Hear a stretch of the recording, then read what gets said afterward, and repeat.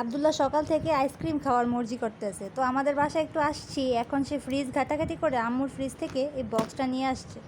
তার বিশ্বাস এই বক্সে তার নানি তার জন্য ফ্রিজে আইসক্রিম রাখছে।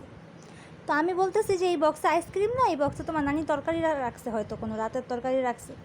তো আচ্ছা আমাকে দেখাও, আমাকে দেখাও। আমি বলি আচ্ছা ঠিক আছে, দেখাইতেছি। এটা খোলার পরে আব্দুল্লাহ এবং আমি, আমাদের দুজনেরই চোখ একদম ছানা বড়া হয়ে গেছে। আপনাদেরকেও দেখাই। মানে আব্দুল্লাহ মেঘ না চাইতেই বৃষ্টি পেয়ে গেছে, এমন একটা অবস্থা। হ্যাঁ, অ্যাকচুয়ালি আমাদের ঘরের এমন কোনো জায়গা নেই যেটা আব্দুল্লাহ জানে না। মানে আম্মু যত জায়গাতেই ওর জন্য কিছু এনে রাখে, সব জায়গা ওর মুখস্থ হয়ে গেছে কই কী রাখে। তো এখন আম্মু লাস্টে বুদ্ধি বের করছে যে বক্সে ভরে ফ্রিজে রেখে দিবে, যখন চায় একটা একটা করে দিবে। নাহলে ও যদি দেখে সবগুলো এক বসায় খেতে চায়, তো এক বসায় তো এতগুলো চকলেট খাওয়া ভালো না। তাই একবারে বেশি করে এনে রাখে, যখন মাঝে মাঝে মর্জি করে তখন একটা করে ওর হাতে দেওয়া হয়। কিন্তু আজকে সে ফ্রিজের এই খনিটা ও দেখে ফেলছে। এরপর আম্মু এসে দেখলে কী যে রিয়েকশন হবে কে জানে।